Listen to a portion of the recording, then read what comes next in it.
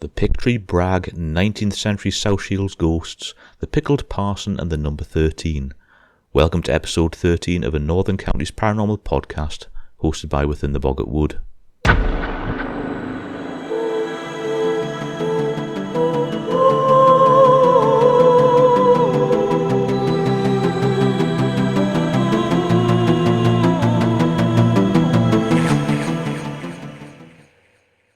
I'd like to start today's episode with a massive thanks to a new Patreon supporter, KL47. Thanks so much for your support, it's greatly appreciated. I'd also like to announce the Within the Boggart Wood first public event. On the 27th of August 2023, I'll be visiting the Land of Oak and Iron Heritage Centre, located near Winlayton Mill, Tyne and Wear.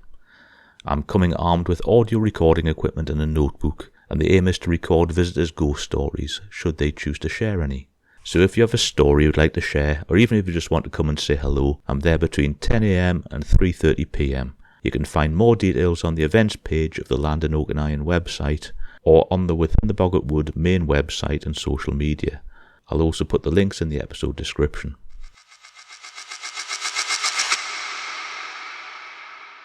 So without further ado, we'll start today with this episode's From the Archives section. It's a story from the 7th of December 1885 in the Newcastle Evening Chronicle and is entitled The Picktree Brag. The existence of the Picktree Brag, says a writer of antiquated stories, was as firmly believed in by many of the people living in the neighbourhood of the Barley Mow about 60 years ago as any article of the Apostles' Creed. A well-known author, Sir Cuthbert Sharp, gives the following account of it, taken verbatim from the deposition of an old woman of respectable appearance, of about 90 years of age, living near the spot at Pelton, probably.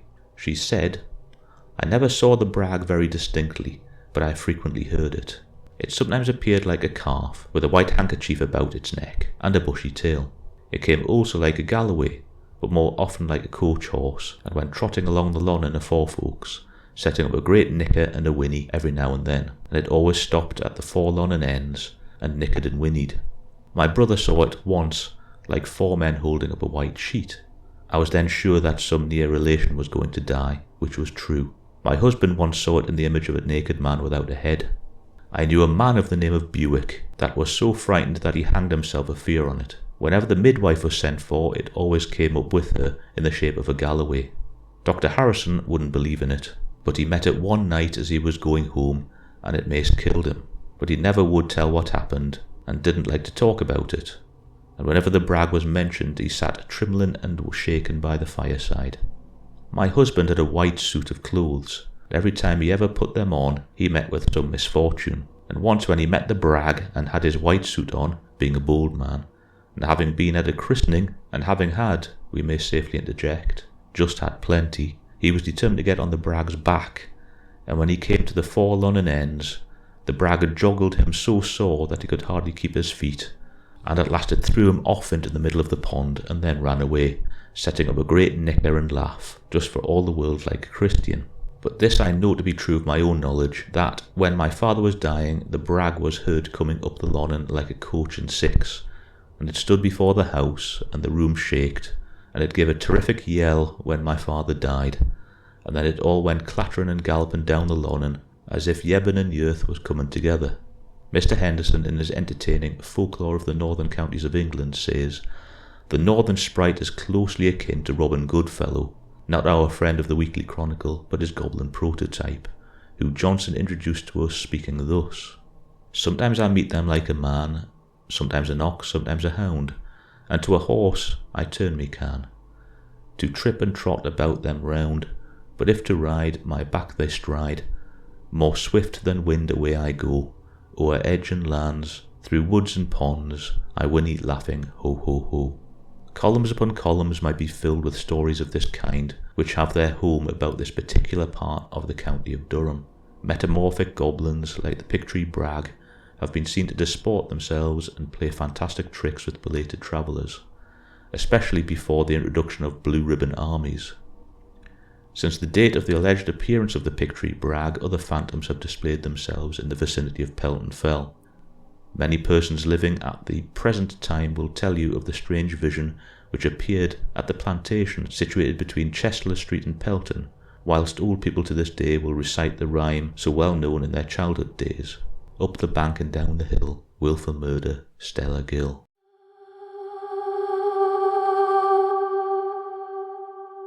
Last episode I looked at reports of the ghosts at Marsden Grotto, so I thought I'd look at a few more ghost stories at South Shields in this episode.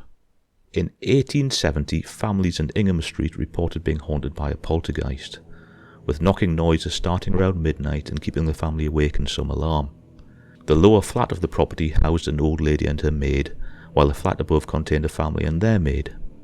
On the 5th of March, it was reported that for a full week, the lady in the lower flat had started to hear rappings, knockings, and other strange noises no sooner had she retired to bed. Efforts were made to find the source of the sounds, but to no avail, and an officer was sent out from the superintendent's office to investigate. However, the officer in question stayed in the house for only a very short amount of time, reported back to the superintendent with the statement that something very odd was occurring in the house, which shook around him as he left.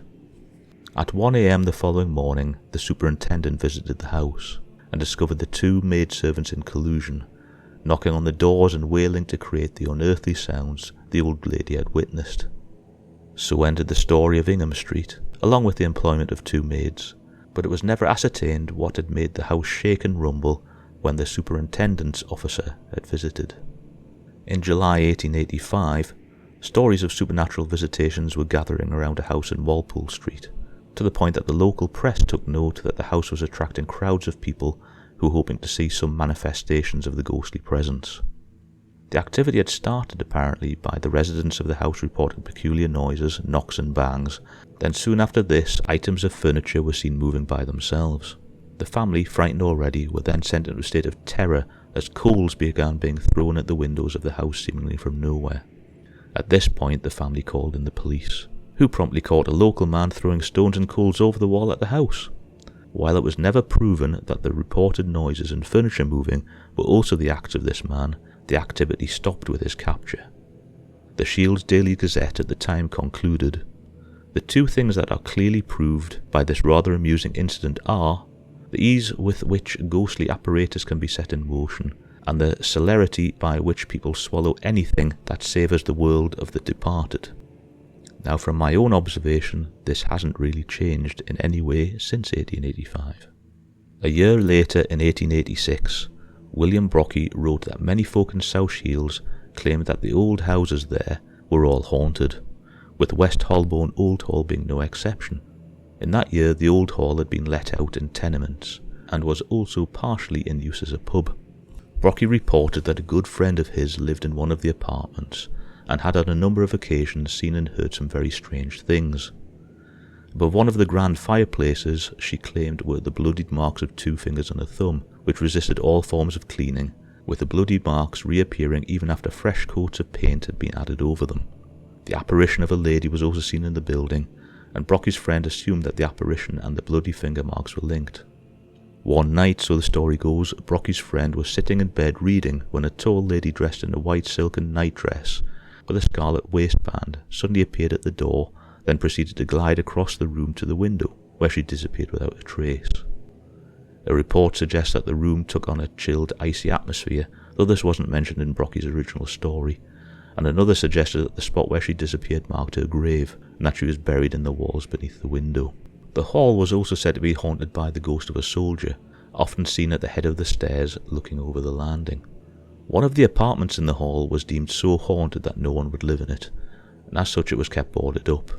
No one seemed to be interested in investigating the room, and it was locked and talked about in whispers when occasionally strange noises emanated from it, as if the ghostly residents were moving furniture or crashing around, and it was suggested that the room was the abode of a poltergeist.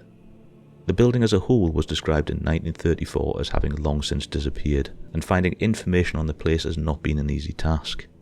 It appears that Holborn Hall was originally built for the Burden family, wealthy salt merchants, and local legends suggest it was originally built in 1650 by Thomas Burden, and that Oliver Cromwell himself even slept a night in the house.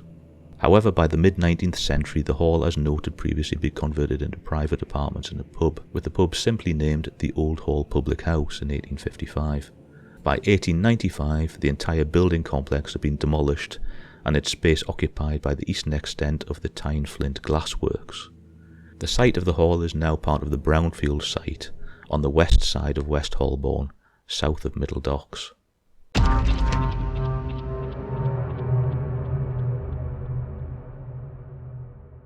Next, we leave the confines of South Shields and look down into County Durham and Sedgefield for a short but slightly amusing story. The 19th century ghost tale that has become known as the Pickled Parson dates to the death of the Reverend John Garnage, rector of Sedgefield, which occurred in the second week of December 1747. Upon the date of his death, the local tithe has not yet been paid to the rector for the year ahead, with payment not due to the following week. Knowing that if her husband was declared dead, the money would instead go to the Bishop of Durham, his wife made the decision to conceal his demise until the farmers paid up, and so embalmed his body in salt and kept it in a private room. On the 20th of December, the local farmers came and paid their rent. The money now safe in her hands, Garnage's widow declared her husband's passing.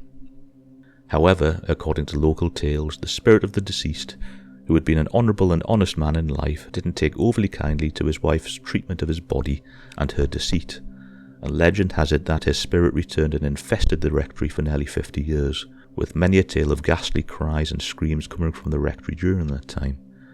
However, sometime during 1792, a fire broke out at the rectory, and most of the building was destroyed, taking with it the ghost of the Reverend Garnage, though some say he still haunts a lost and hidden tunnel that leads between the rectory and St Edmund's Church.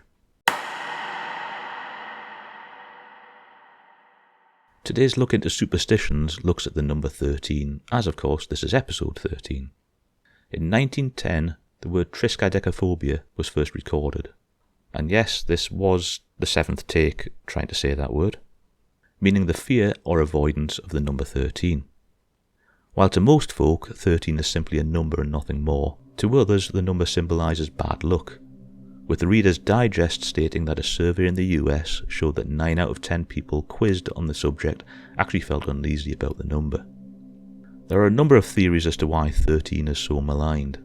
Some suggest it comes from the 13 diners at the Last Supper of Jesus in the Christian faith, with others citing a scene of carnage in Norse mythology after the 13th diner arrived at the table of the gods. Some suggest that the Sumerians believed that the number 12 to be the perfect number, and thus 13 was imperfect, with the Code of Hammurabi, a legal code written between 1792 and 1750 BC, even missing out the rule number 13, suggesting that the distrust of the number predated the Christian faith by a long time. Of course, this dislike of 13 has further manifested as a fear of Friday the 13th, which many suggest started on October Friday the 13th, 1307, when the French rounded up hundreds of Knights Templars and tortured and killed them as heretics. In modern times, according to some statisticians, the world's economy loses over $500 million every Friday the 13th, as so many folk are too superstitious to go to work. Of course, many worldwide disasters are recorded on Friday the 13th, with those that put credence in the events happening because of the date not really taking into account all of those incidents that occur on every other day of the year. However, in my research looking into commonly attributed events, 6 keep popping up.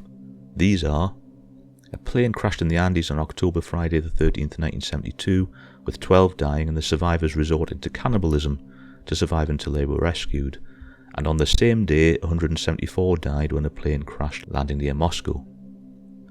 On Friday, August the 13th, 2010, a boy in Suffolk was hit by lightning at 13 minutes past 1 in the afternoon and actually survived.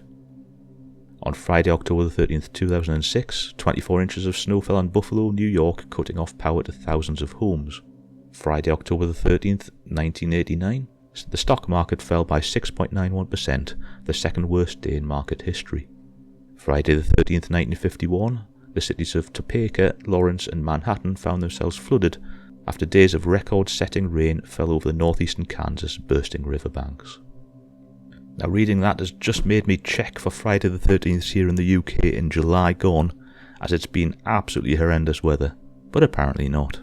And finally, Friday, January 13th, 2012, the cruise ship Concordia partially sank off the Italian coast, killing 32.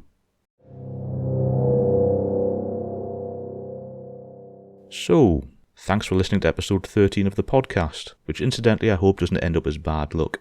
For more information on Within the Boggart Wood, including social media and Patreon links, please see the links in the episode description or visit the website at theboggartwood.uk. So until next time, take care and stay safe.